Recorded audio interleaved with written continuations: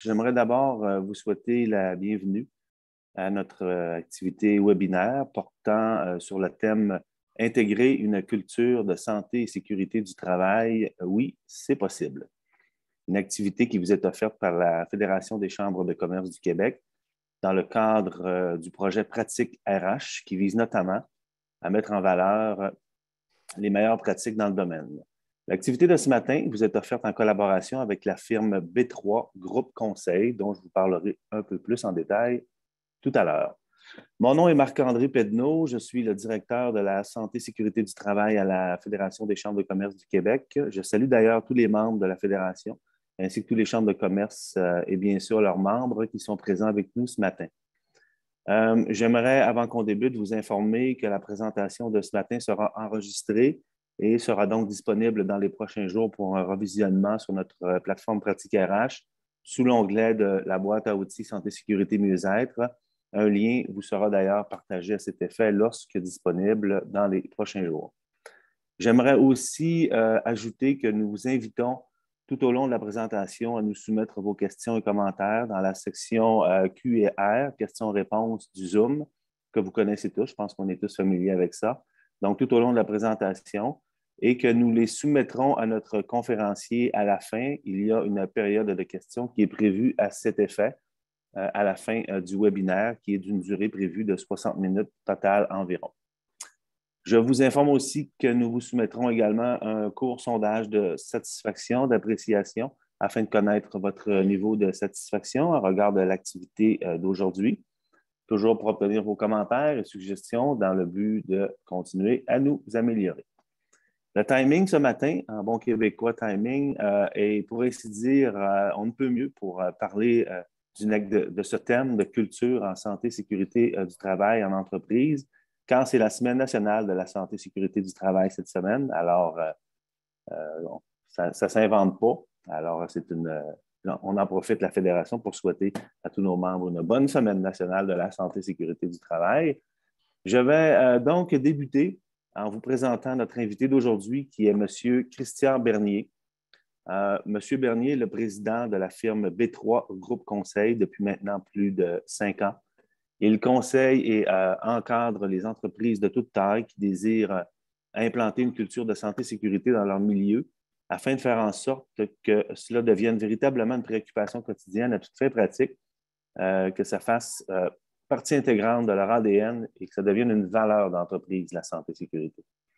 Avant cela, M. Bernier a occupé les postes de vice-président senior exécutif de la santé et sécurité du travail au CN. Il a également occupé le poste de directeur global de la santé et sécurité chez CAE Électronique. Et également, il a occupé le poste de directeur qualité, santé, sécurité, environnement chez Kraft. M. Bernier est un leader axé sur le développement des liens humains et d'équipe avec une excellente capacité à comprendre les industries complexes et à en cerner les enjeux comportementaux stratégiques. Il a développé une expertise en redressement et en transformation de culture organisationnelle par la mise en place de stratégies de contribution et en livrer des résultats qui sont tangibles dans le domaine toujours de la gestion des risques en santé et sécurité au travail. Il est reconnu pour son leadership unique et authentique et à sa capacité de forger des relations et des partenariats afin de stimuler la transformation culturelle. Alors, sans plus tarder sur ce, je laisse maintenant toute la place à notre invité et vous souhaite un excellent webinaire. Monsieur Bernier, la parole est à vous. Bon, Marc-André, merci pour cette belle introduction. J'en demandais pas autant. J'apprécie énormément. Merci, bonjour. Merci à la Fédération de m'avoir invité à partager avec vous. C'est un privilège, je dois dire. C'est un privilège d'être ici avec vous aujourd'hui. Oui, Christian Bernier, alors président et consultant principal de B3 Groupe Conseil. On est une firme spécialisée en transformation des cultures en santé et sécurité plus spécifiquement. Le 3 dans B3 est quand même assez simple. Ça fait référence au leadership, le management et les comportements de la santé et sécurité à l'intérieur des organisations. On a environ plus de 25 ans dans le domaine. On a commencé, comme on dit, en bas de l'échelle jusqu'à des postes exécutifs. Toujours été les mêmes enjeux. Hein. Aujourd'hui, on va essayer de simplifier le plus possible le processus de changement ou d'intégration de culture, santé et sécurité. C'est d'un processus qui est assez complexe. Alors, c'est complexe, mais aujourd'hui, avec le temps on va essayer de le simplifier le plus possible. Okay? On va beaucoup parler du comment et on va beaucoup mettre l'emphase sur le leadership. Alors, merci d'être là. Alors, je commence. Alors, je vais parler rapidement de ma carrière. 6 industries complètement différentes, 6 cultures, santé, sécurité et un constat identique. Alors, peu importe l'industrie où est-ce que j'ai eu la chance de travailler, souvent, quand on m'embauchait, on me disait, tu vas voir ici, la culture est assez différente, on a des enjeux, on a beaucoup d'accidents de travail où on veut vraiment, vraiment s'améliorer. Et lorsque je rentrais dans les organisations, le seul et unique constat revenait régulièrement. Alors, je vous pose une question. Vous pouvez me répondre dans le chat. Vous pouvez me répondre de vive voix. Qu'est-ce que vous pensez? C'est quoi ce constat unique-là ou identique que je voyais dans toutes les entreprises? Alors, gênez-vous pas. Okay? Ce n'est pas une question piège. Qu'est-ce que vous pensez, c'est le constat que je voyais? Si vous ne répondez pas, ce n'est pas grave. Là. Mais je vais tout de suite vous faire réfléchir à ça. 6 industries, 6 cultures, un constat. Du mouvement, le manque de temps. Parfait, c'est effectivement des bons enjeux, mais ce n'est pas tout à fait ça. Manque de temps, du mouvement, merci Karine, les employés, productivité en conflit avec la santé et sécurité. On va en parler un peu plus tard. L'engagement de la direction, parfait. On se rapproche. La volonté, le manque de prévention. On est tous à peu près proches. Alors, je vais vous le montrer. Okay? La rigueur, oui. Une mentalité à changer. Ah, c'est celle-là qu'on va être beaucoup plus proche. Alors, je vous le présente, ce constat. Tout le monde essaie de changer le comportement de quelqu'un d'autre, sauf le sien, son propre comportement à lui ou à elle. Je le voyais dans toutes les industries. Ah, c'est les employés qui ne veulent pas suivre les procédures. Les employés disent, ah, c'est la supervision qui ne trouve pas ça important. La supervision dit, bon, la direction ne m'a pas donné assez d'argent, donc je ne peux pas. Les syndicats disent, ouais, ils ne sont pas vraiment des partenaires santé, sécurité. Alors, tout le monde fait quoi? Tout le monde fait ça. Et quand tout le monde fait ça, tout le monde ne fait pas grand-chose. La responsabilisation, elle reste dans les airs. Et en fin de compte, il n'y a pas grand-chose qui avance. C'est la réalité. Alors, vous allez voir un peu comment on va piquer sur ce point-là durant la présentation. Okay? N'oubliez pas ça. Tout le monde essaie de changer le comportement de quelqu'un d'autre, sauf le sien. Le changement. Parlons-en. Intégrer une culture en santé et sécurité, c'est une chose. Mais actuellement, vous avez tous et chacun une culture. Vous avez une culture de santé et sécurité actuellement. Maintenant, elle est où cette culture-là?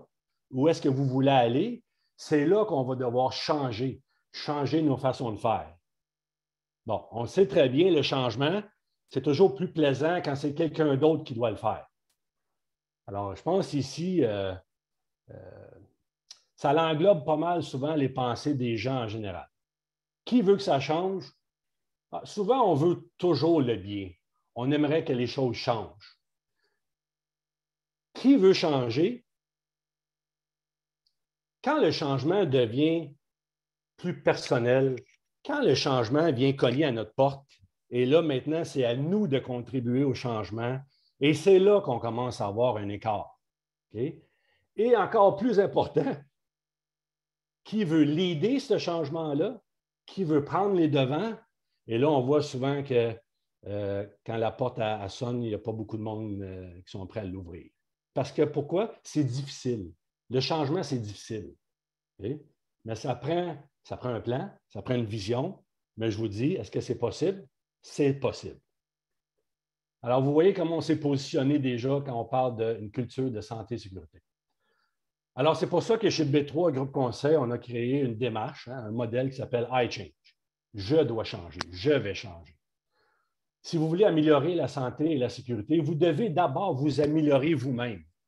Et le vous-même commence par la ligne de direction. Okay? On va en parler un petit peu plus tard.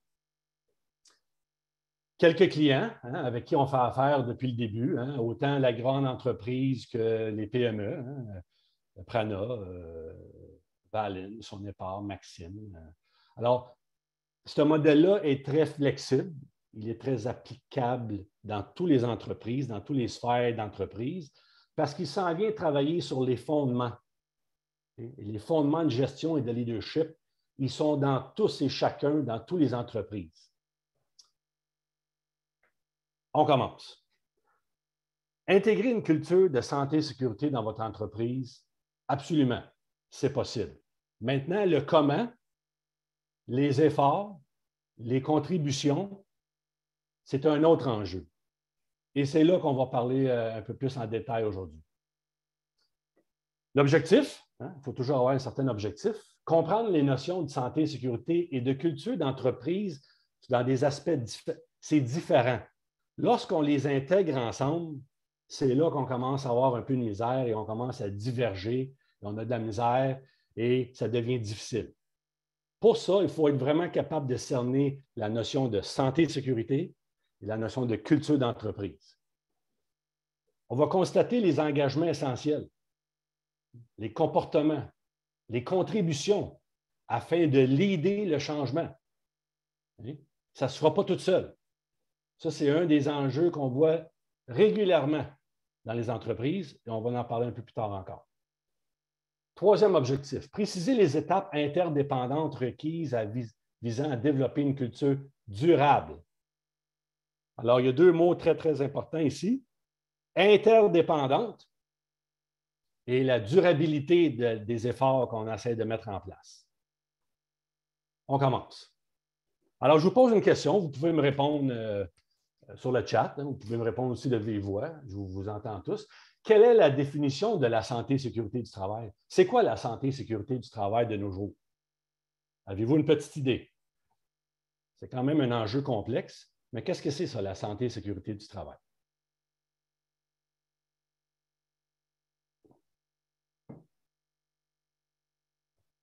Je vais vous aider. Okay? La santé et sécurité, on va le simplifier le plus possible.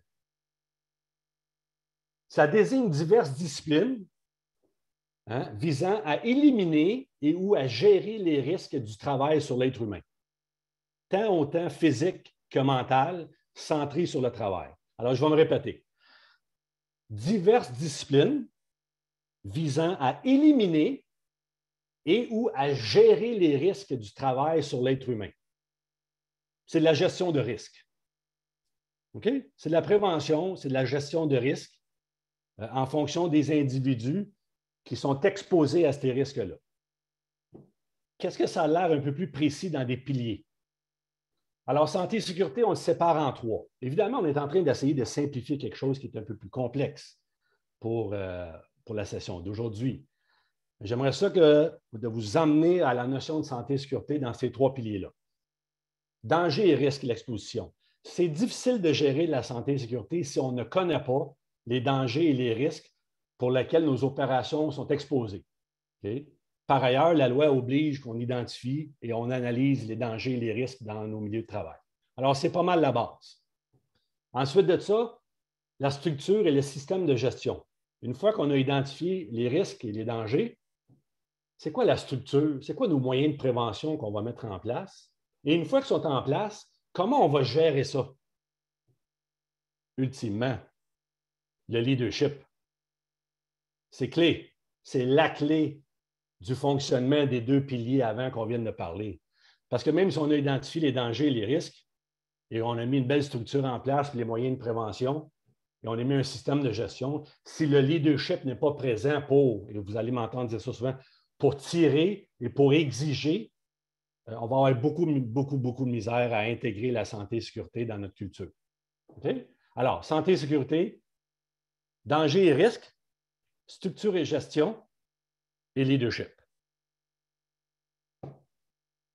Regardons maintenant la définition d'une culture d'entreprise. C'est quoi une culture d'entreprise? On peut aussi l'appeler une culture organisationnelle. C'est quoi une culture? Avez-vous des idées?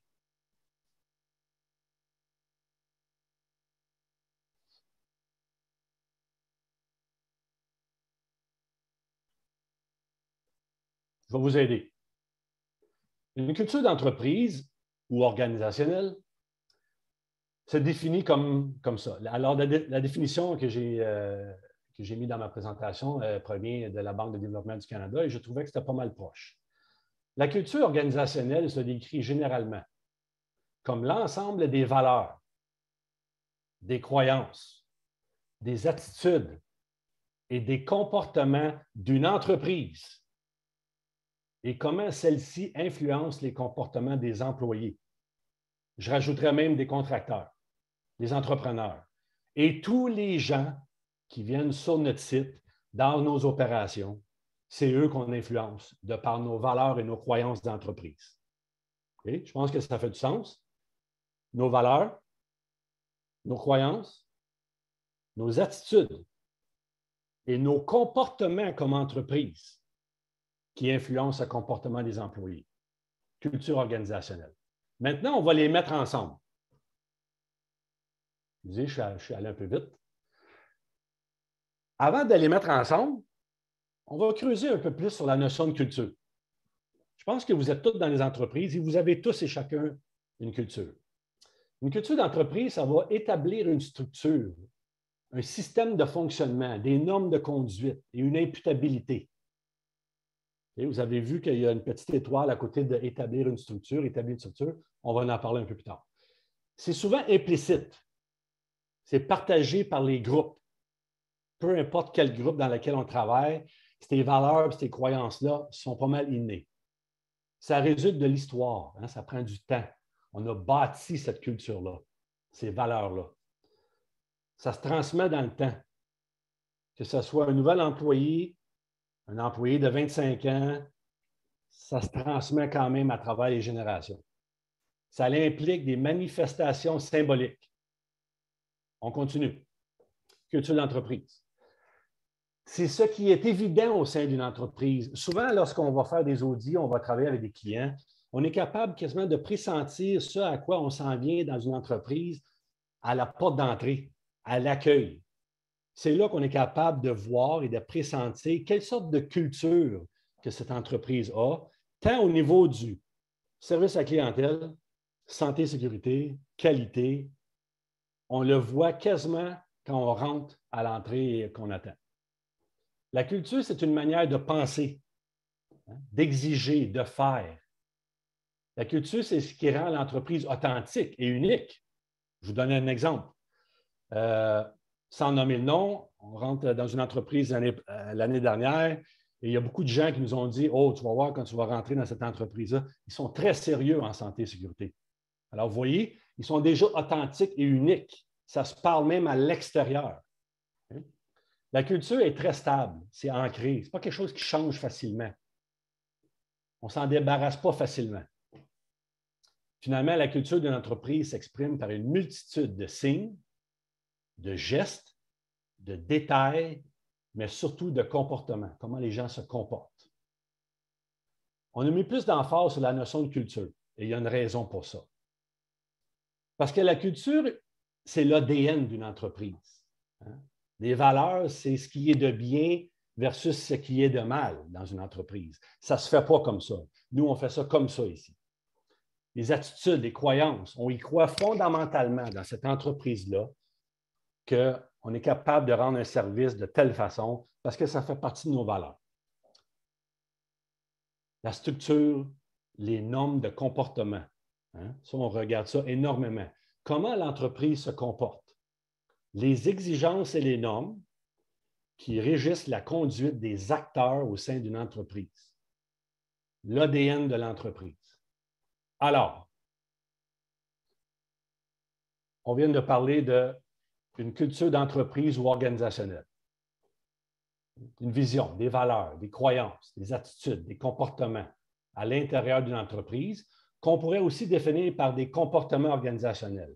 Les gens vont se comporter en fonction des valeurs, des croyances et des attitudes d'une façon X. Maintenant, on va venir rajouter la notion de santé et sécurité. Et on a dit que la santé et sécurité, c'est la gestion des dangers et des risques. Alors, comment dans l'entreprise on croit, on se comporte, notre attitude en fonction de la gestion des dangers et des risques? Et le tout pour influencer les comportements des employés et des contracteurs de travailler de façon sécuritaire. Parce qu'en bout de ligne, c'est ce qu'on exige, ce à quoi on s'attend. C'est plus facile de le dire, c'est une chose de le faire. Alors, on va rentrer rapidement aujourd'hui dans le comment. Regardons un peu l'évolution d'une culture d'entreprise en matière de santé et sécurité. Okay?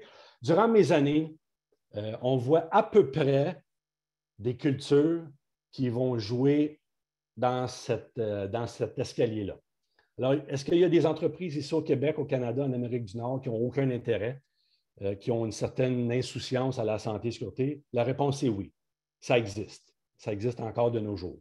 Maintenant, ils ont peut-être leur raison, mais ça existe. Il y a des entreprises qui sont plus réactives. Hein? On est réactif. Quelque chose arrive dans l'entreprise. On est quand même conscient. Oh, quelque chose qui a brisé, on a rasé d'avoir un accident de travail.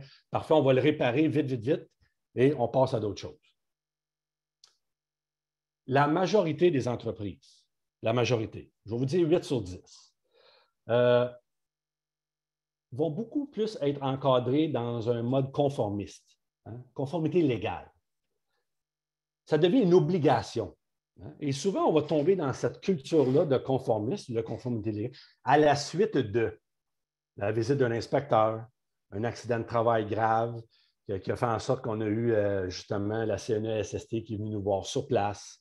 Et là, on se rend compte qu'on n'est peut-être pas conforme partout au niveau de la loi, au niveau des exigences de la CNESST et de la loi sur la santé et sécurité du travail. Alors, commençons là. Où est-ce qu'on est conforme? Où est-ce qu'on ne l'est pas? Et on va commencer là. Et c'est effectivement la base. Okay? C'est la base. La conformité légale, c'est en fait le tremplin pour commencer à bâtir notre structure beaucoup plus positive, notre culture en santé et sécurité. La notion, elle est fort simple. Pas parce qu'on est 100% conforme à la loi qu'on est 100% sécuritaire. Ce n'est pas vrai. Il ne faut pas oublier ça. Parce que c'est la base et c'est le début, on a quand même un chemin à faire. Il faut passer par ces étapes-là. Il ne faut pas se mettre de pression non plus de partir à réactif ou conformité légale et devenir tout de suite classe mondiale ou excellence opérationnelle. Il y a quand même un cheminement à faire, mais il faut être conscient de ce chemin-là à faire. Évidemment, qui parle de conformité légale parle beaucoup de gestion et de répression. Qu'est-ce qui arrive souvent dans les entreprises avec lesquelles on travaille?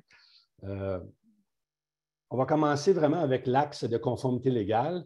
Et là, on commence à penser que la santé et la sécurité, c'est blanc ou c'est noir. On a mis des règlements en place, on a formé des gens, on a formé les employés. Oups, ils ne l'ont pas respecté, il y a eu un accident de travail et donc maintenant, on va discipliner. Alors, il y a une faute. La faute, c'est à l'employé qui n'a pas respecté une règle ou une procédure. Maintenant, on va tomber dans la discipline.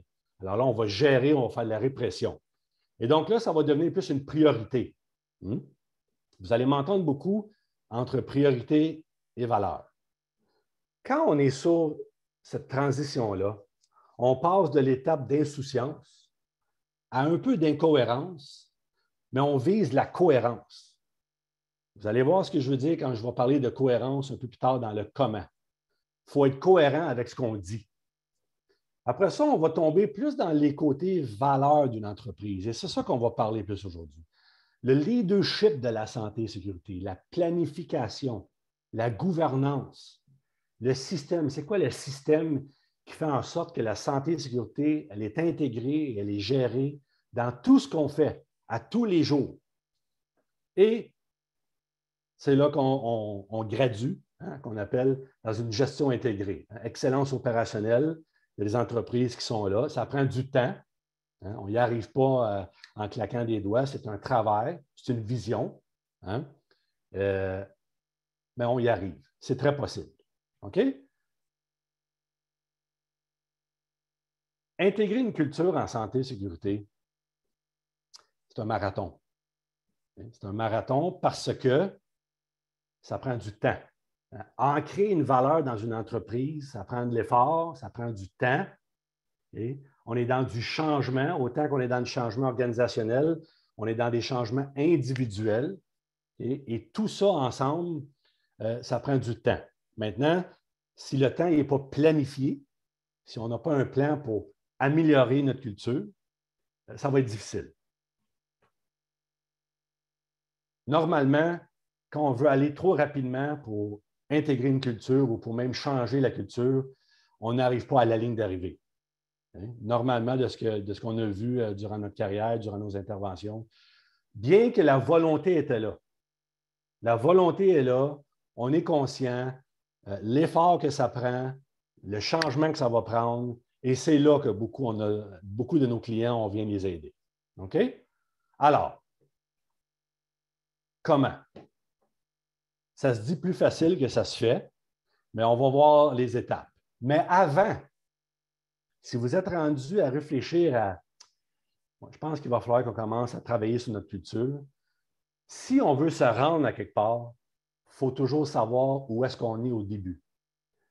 Primordial, un diagnostic de la situation actuelle, c'est absolument obligatoire. Et pourquoi? Il faut savoir on part de où. Un diagnostic au niveau de votre leadership, de votre engagement. Un diagnostic sur votre structure actuelle. C'est quoi vos moyens de prévention que vous avez en place actuellement? Un diagnostic sur le système de gestion de la santé et la sécurité. Et un diagnostic sur votre gouvernance et l'imputabilité. Là, j'ai fait exprès pour commencer à l'envers, mais au début, il faut savoir c'est quoi vos dangers et vos risques. Parce que ça va être un peu difficile de faire le restant si on ne sait pas qu'est-ce qu'on a.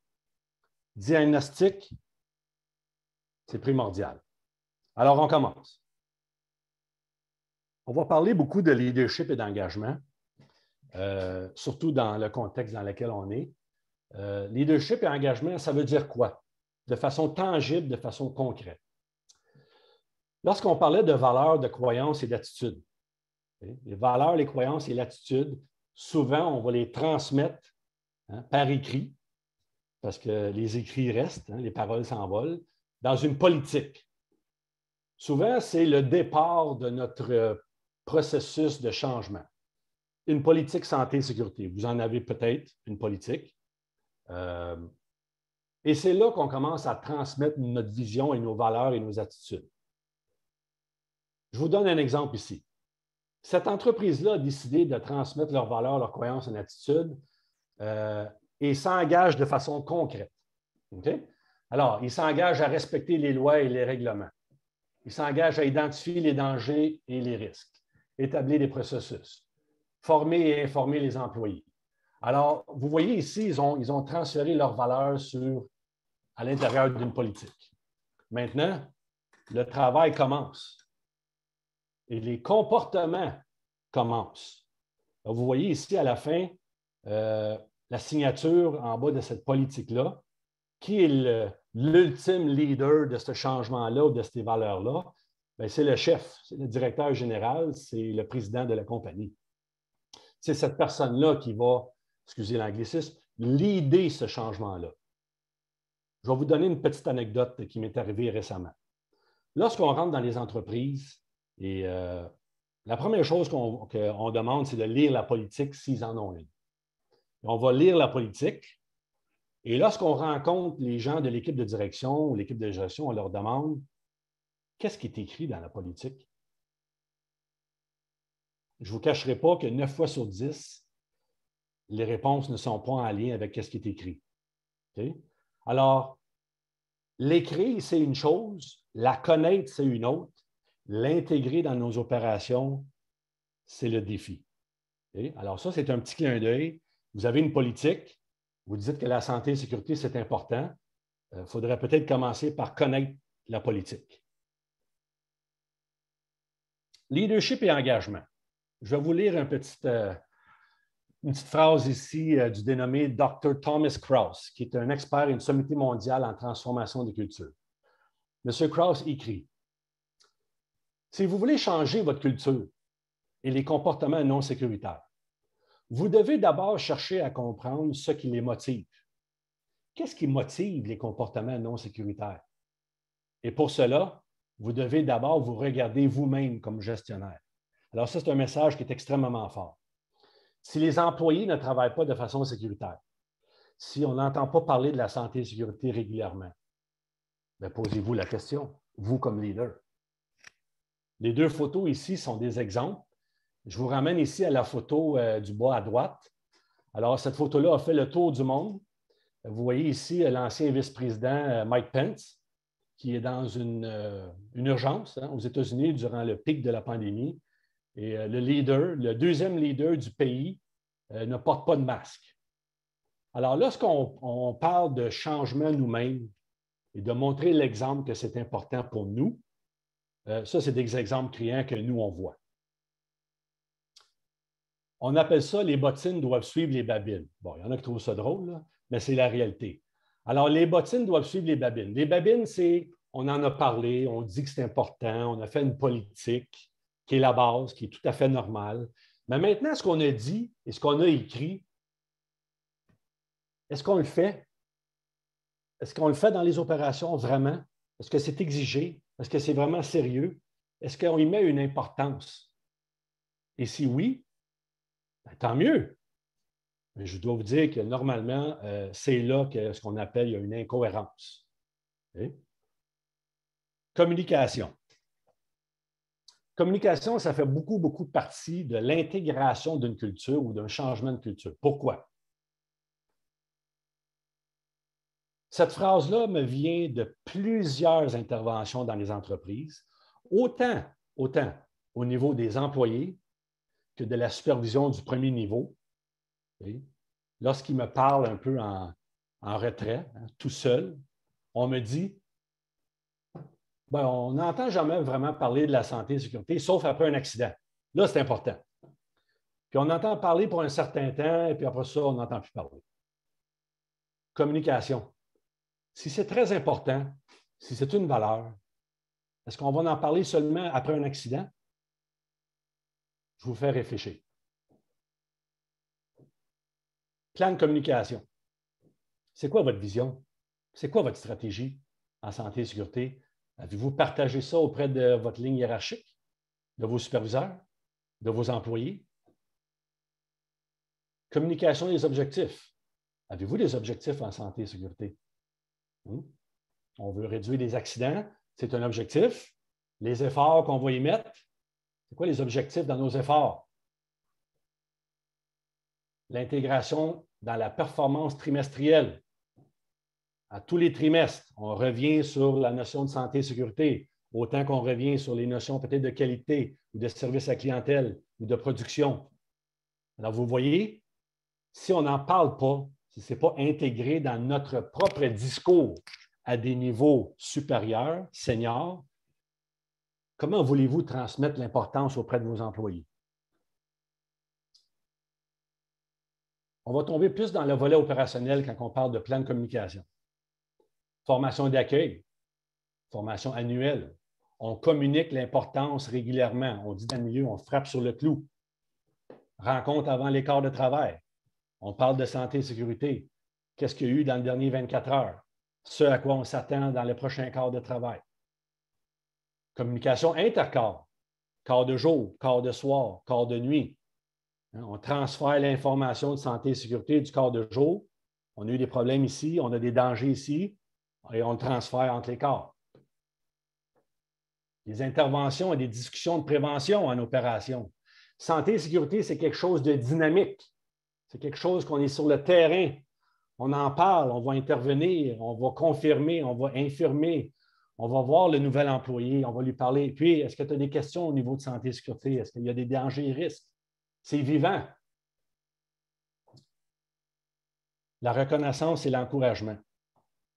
Nous, on a une croyance profonde que santé et sécurité, si on veut influencer les comportements des gens, il faut reconnaître ce qu'ils font de bien. On a souvent la notion de dire que santé et sécurité, on va jouer à la police. Est-ce qu'ils suivent les règlements, oui ou non? Sinon, on discipline. Mais qu'est-ce qui arrive s'ils les suivent? Qu'est-ce qui arrive s'ils suivent la procédure et qu'ils sont très conformes? Est-ce qu'on reconnaît? Est-ce qu'on les encourage? Est-ce qu'on les motive de continuer? Alors, c'est là qu'on commence à devenir une culture de santé et sécurité. OK? Comité de santé et sécurité en matière de communication. Important, très important. Alors, 1, leadership et engagement. 2, plan de communication. Qu'est-ce qu'on va faire? C'est quoi les exigences? C'est quoi les objectifs? Numéro 3, la structure. Le Dr. Armin Trust, PhD, c'est un professeur, auteur, consultant en transformation de culture, a dit récemment, moi j'ai trouvé ça un peu drôle, mais vous allez voir un peu plus tard, tu ne transformes pas une culture en transformant la culture. Normalement, dans toutes les entreprises que j'ai vues dans lesquelles j'ai travaillé, lorsqu'on avait une certaine volonté, on a décidé que maintenant, la santé et la sécurité va faire partie de nos valeurs et de nos objectifs et de notre entreprise. Okay? Souvent, on sort dans un hôtel, on passe 2 ou 3 jours, puis là, on commence à documenter nos valeurs, on intègre santé et sécurité, notre vision. Et là, on revient et là, on communique que maintenant, la culture de santé et sécurité, c'est important. Okay? On veut bien faire, mais là, on décide qu'à partir d'aujourd'hui, la culture, ça va être santé et sécurité. Et là, on pense que parce qu'on en a parlé, parce qu'on a transféré, parce qu'on a communiqué nos valeurs, que les gens vont commencer à changer leur comportement tout seuls, qu'ils vont comprendre que, ouais, finalement, c'est vrai que c'est important. Et donc, la façon qu'on le faisait avant, bien là, on va changer. Et là, par la bande, ça va commencer à changer notre structure, puis notre système, puis comment on fait ça dans la réalité. C'est tout à fait faux. C'est tout à fait faux. Ça ne fonctionne pas. Ce qui fonctionne, par contre, c'est que oui, on va à l'extérieur. Et oui, comme comité de direction, on réfléchit à comment on veut intégrer la valeur de santé et sécurité. Mais quand on revient, on travaille tout de suite sur la structure et les systèmes de gestion. On appelle ça les systèmes d'exigence. Le système, comme on appelle, là, juste pour le clarifier, c'est on a toujours fait ça de même. Okay? Ça, c'est le nouveau qui est rentré dans la compagnie, qui a fait ses cours, sa formation d'accueil. Et là, quand il s'en va sur le terrain, dans la vraie vie, les gars, ils disent, ouais, ça, c'est bien beau, là, la théorie, mais maintenant, c'est comme ça qu'on fait ça. Le comme ça qu'on fait ça, c'est ce qu'on appelle la structure et le système. Si on ne change pas et on ne modifie pas la structure actuelle en matière de santé et sécurité, nos formations, nos exigences, nos objectifs, nos programmes et notre système de gestion, comment on se gère à tous les jours, à tous les mois, hein? C'est quoi les exigences? Si on ne modifie pas ça, ça va être très, très, très difficile de faire changer les comportements et, ultimement, changer votre culture. OK? Il faut passer par les modifications et une réflexion sur comment les choses actuellement se font dans notre système. Structure SST, c'est quoi? Bien, c'est nos moyens de prévention. Okay? C'est toutes nos briques qu'on est en train de bâtir notre santé et sécurité à l'intérieur de notre compagnie. Nos objectifs, notre politique, notre stratégie, nos procédures sécuritaires de travail, nos formations, nos programmes, nos règlements, hein, nos inspections, nos audits. Tout ça, c'est ce qu'on appelle nos moyens de prévention, qui sont notre structure. Bon, évidemment, vous avez vu qu'au centre, j'ai mis en rouge identification et analyse des dangers et des risques. C'est un peu difficile de créer des procédures sécuritaires de travail si on ne connaît pas nos dangers et nos risques. Dans ma carrière, on voit souvent l'inverse. Parce qu'on veut bien faire, parce qu'on a une volonté, parce qu'on veut que ça avance, on commence tout de suite à bâtir des règlements et des procédures, mais on ne connaît pas vraiment nos dangers et nos risques. Système et gouvernance, et on va terminer avec ça. C'est ce qui est de plus important quand on veut changer ou intégrer une culture en santé et sécurité. Le système. Comment ça marche dans la vraie vie, dans les opérations? Intégration de la santé et sécurité dans l'ensemble des processus d'affaires. Dans l'ensemble. Est-ce que la santé et sécurité est intégrée dans le processus d'achat? Est-ce que la santé et sécurité est intégrée dans le processus d'embauche? Est-ce que la santé et sécurité est intégrée dans les soumissions? Est-ce que la santé et sécurité est intégrée dans nos projets? de système. Est-ce qu'on a des objectifs mesurables? Alors ici, je vous ai sorti le cercle de Deming, hein, qui est un gourou en management. La notion de planifier, faire, vérifier et agir, c'est pas mal la base d'un système. On planifie la santé et la sécurité en fonction de nos risques et dangers, en fonction de nos tendances. On exécute nos moyens de prévention de notre structure, notre formation, nos procédures, nos inspections. Tout le monde contribue à chaque niveau, du président jusqu'au superviseur, à intégrer la santé et la sécurité dans notre système. La notion de compte à rendre. Si c'est une valeur et c'est important, on a des comptes à rendre et on vérifie. Hein? Faut vérifier. Il faut vérifier si ça fonctionne.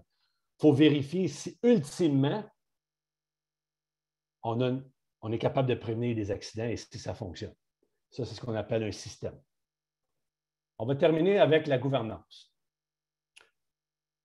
Beaucoup de mes clients, pas plus tard que la semaine dernière, un nouveau client me dit, quand je suis arrivé, ici, Christian, tu vas voir, là, la santé et la sécurité, c'est très important. C'est une priorité.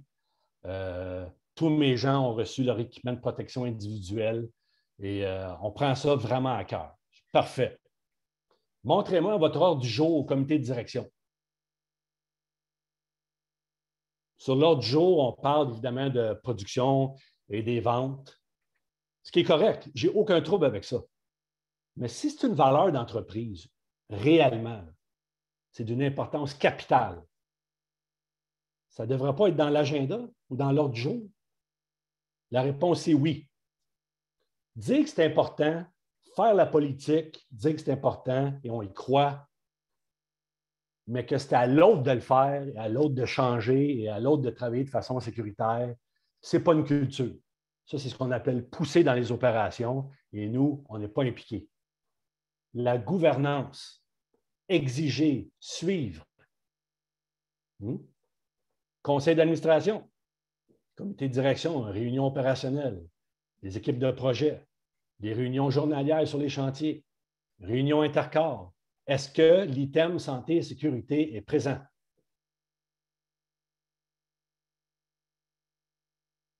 L'imputabilité. Est-ce que tout le monde est imputable de la santé et sécurité dans la ligne de gestion? On ne peut pas demander aux employés de changer si nous, on ne change pas. On ne peut pas exiger aux employés de travailler de façon sécuritaire si nous, on ne pose jamais de questions s'ils travaillent de façon sécuritaire.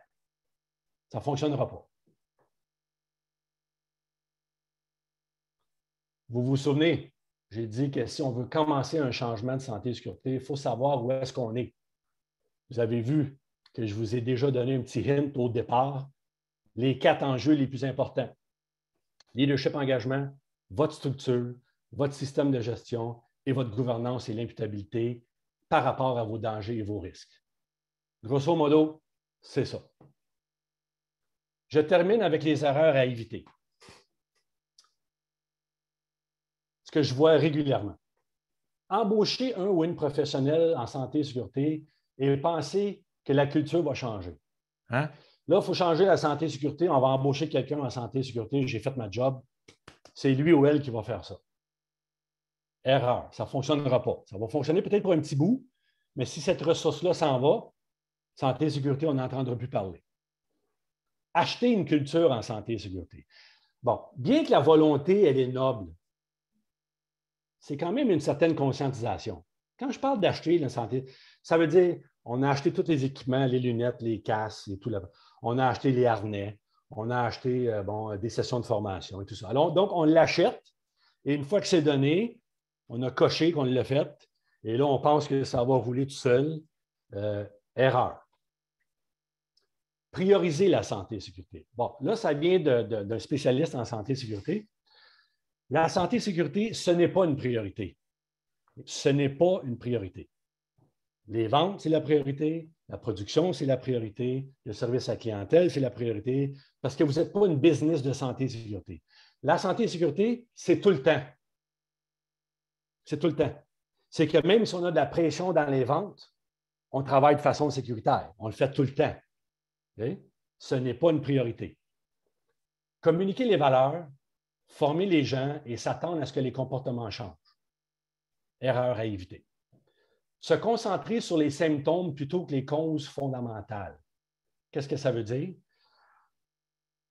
Les symptômes, on a des accidents, il manque de formation, parfait, on va le former. On a un accident ici, on a un passé proche, il n'y avait pas le bon équipement, parfait, on va donner son équipement.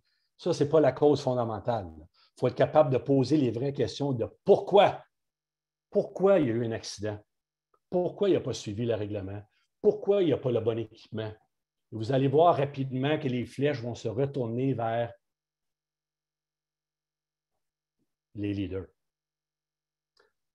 Erreur à éviter, campagne de marketing versus un plan de transformation fondamental.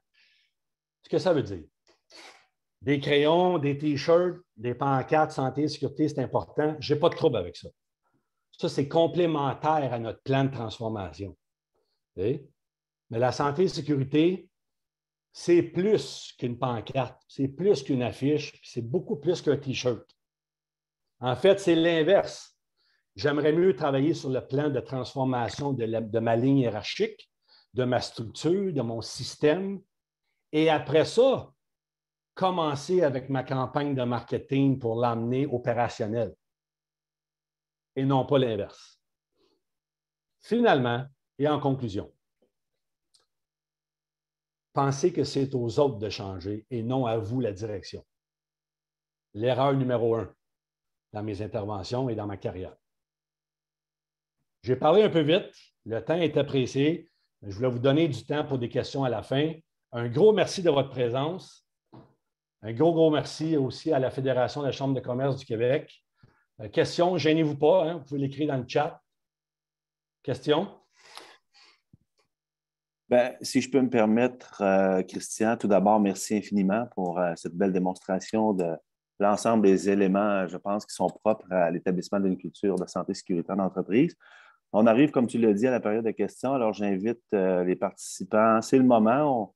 On a encore accès à toi pour 10 minutes. Alors, si vous avez des questions, des réflexions, c'est le moment. Moi, pendant que tu parlais, j'ai pris beaucoup de notes, Christian. Alors, si tu permets, j'ai peut-être quelques éléments dont j'aimerais partager avec toi et que je te partage.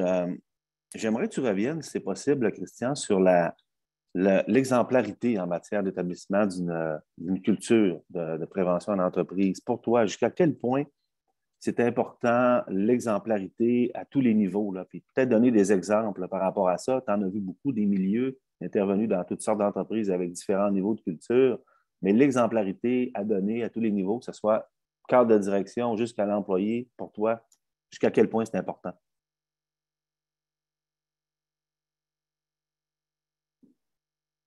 Oh, je pense, Christian, que tu es sur l'erreur de... L'erreur du télétravail numéro 1. Voilà.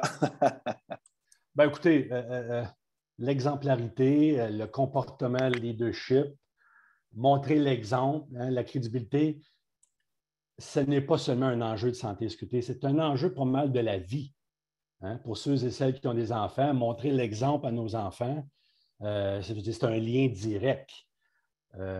Quelque chose est important, mais il n'y a pas vraiment de suivi, on n'en parle pas beaucoup. Ben, je vais vous donner un exemple fort simple. Dans une intervention l'année passée, il y a un employé qui m'a dit, et puis je l'avais gardé, il m'a dit, tu sais, Christian, nous autres, quand on travaille, on a juste ça à faire, regarder notre boss. On le regarde aller. Et quand il nous parle des enjeux, surtout en santé et sécurité, c'est le premier à ne pas marcher entre les lignes jaunes. Alors, vous voyez comment est-ce que les gens nous regardent et les gens nous écoutent. Ils nous écoutent aussi, ils nous entendent ou ils nous écoutent en fonction de ce qu'on dit, mais beaucoup plus en fonction de ce qu'on ne dit pas. Okay? Et c'est là que l'exemplarité, oui, voilà, vient jouer c'est un enjeu majeur. Parce que si vous avez la politique de l'entreprise qui dit que c'est important, mais que le patron s'en vient en bas et il dit « Vite, sors-moi la production, ça presse », je n'ai pas de trouble avec ça. Mais ça se peut-tu qu'on pourrait dire « Sors-moi la production, ça presse, mais les gars, je m'attends à ce que vous restiez sécuritaires. » Ah! Ça, c'est l'exemple de ce qu'on a dit dans notre politique. Alors, montrer l'exemple, Oui. question fondamentale. Question fondamentale. Merci beaucoup. On a des questions qui nous proviennent de certains participants. Christian, si tu permets. Oui. On a une belle question ici de Mme Bohémier que je vais te transmettre. Qu'avez-vous vu dans ton expérience, les façons de reconnaître, de féliciter les bonnes pratiques en santé et sécurité au travail, en organisation? Quels sont à ton avis, parce que la reconnaissance demeure un élément fondamental dans toutes sortes de sphères, mais en santé et sécurité aussi. Alors, as-tu des exemples à nous partager là, qui portent des exemples efficaces de reconnaître, disons, des bons comportements et d'encourager à perpétuer ça, là? Excellent point, Marc-André. Le mot, là, c'est efficace. Alors, au départ, dans la santé et sécurité, on voyait beaucoup dans les années avant qu'on félicitait les employés s'il n'y avait pas d'accident de travail. Alors, on leur donnait un cadeau, on leur donnait un bonus et tout ça. Bon, bien encore une fois, que la raison était noble. On veut encourager les gens à continuer. Le processus de reconnaissance, quand ça devient monétaire, devient dangereux. Et ce que je veux dire, c'est qu'on commence à cacher des dangers parce qu'on veut notre bonus. On commence à cacher des choses, on ne veut pas le dire parce que je vais manquer d'avoir ma carte Canadian Tire à la fin du mois. Il faut faire très attention à ça. On encourage beaucoup les entreprises à y aller avec une reconnaissance du cœur.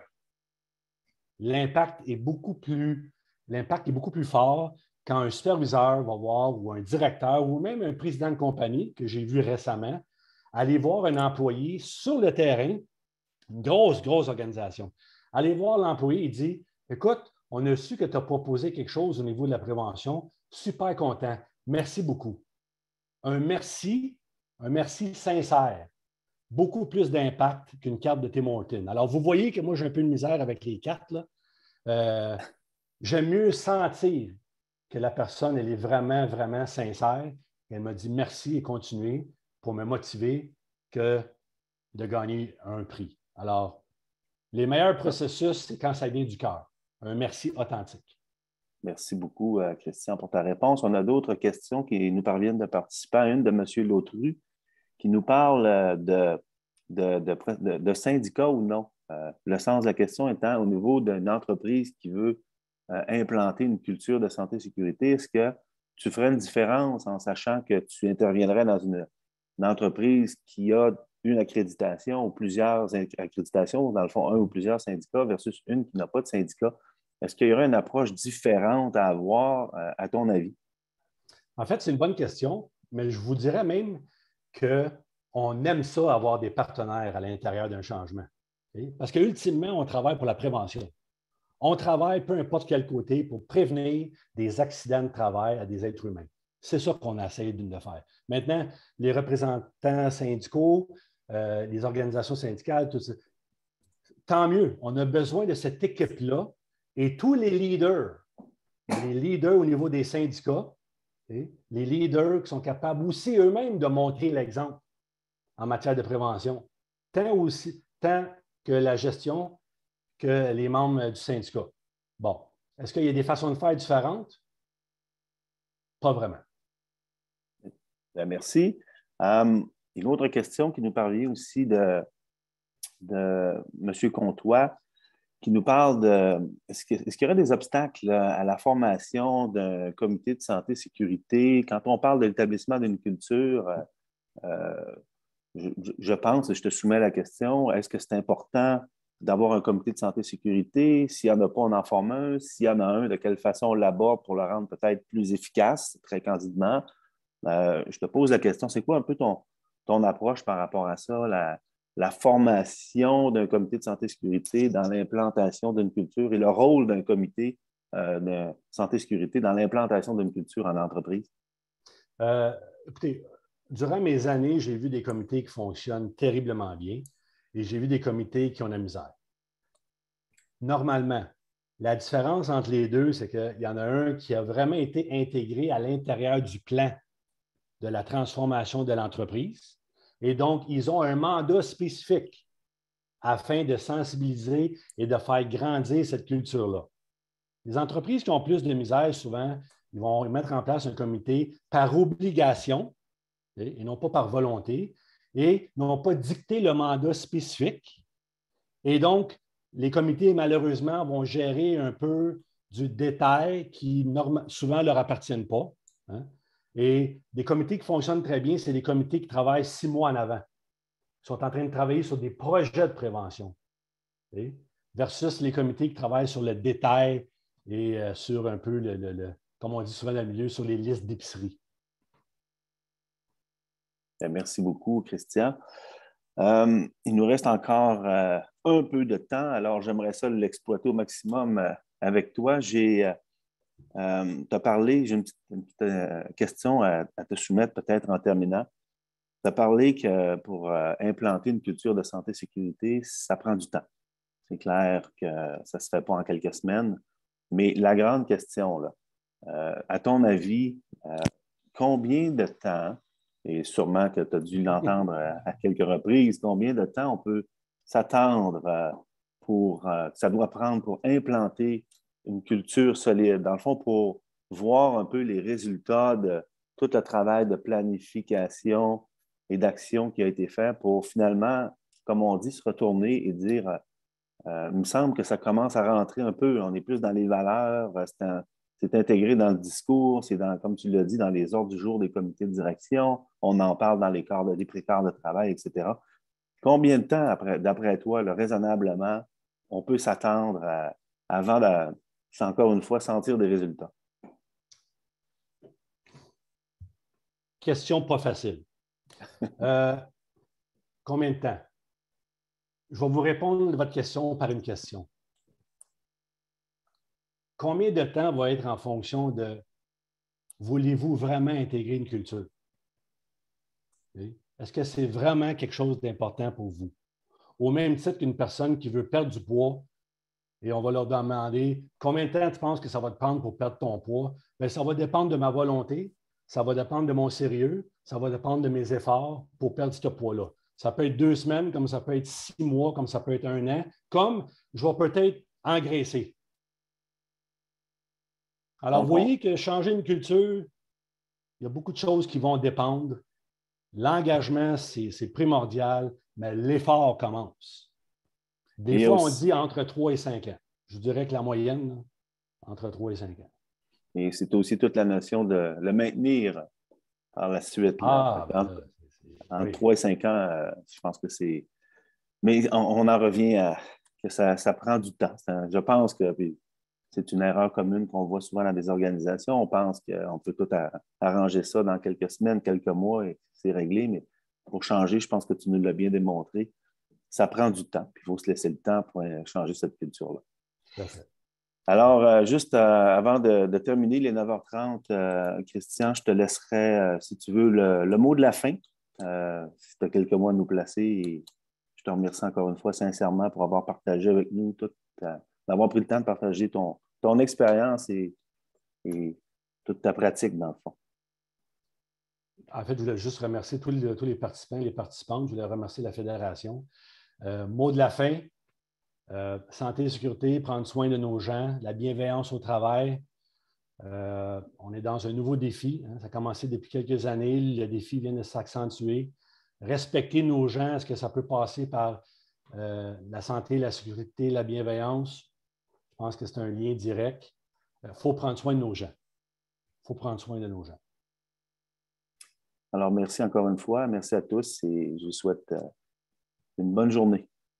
Merci à tous. Merci de votre participation.